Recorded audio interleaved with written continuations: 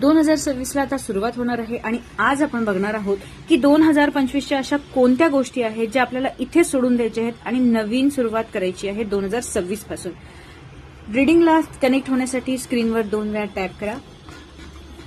अतिविश्वास टाळायचा आहे. लोकांवर आपण जो अतिविश्वास करतो किंवा लोकांना जे आपण अतिप्रेम करतो ते थोडंसं टाळायचं आहे 2026 पासून. कारण इमोशन्सला थोडंसं साईडला ठेवून प्रॅक्टिकली खूप सारा आता विचार करायचा आहे, प्रॅक्टिकली जगायचं आहे.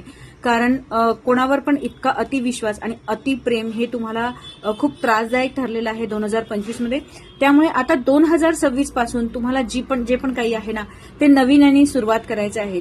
म्हणजे सगळं काही मागे पुसून, मागचे जे पण क्षण असतील किंवा ज्या पण काही घडामोडी झालेल्या असतील त्या सगळ्या इथेच ठेवून जायचे, पुसून टाकायचे आहेत आणि प्रॅक्टिकली इमोशन्सला साईडला ठेवून प्रॅक्टिकली व्यवस्थित विचार वगैरे करून तुम्हाला नवीन सुरुवात करायची आहे.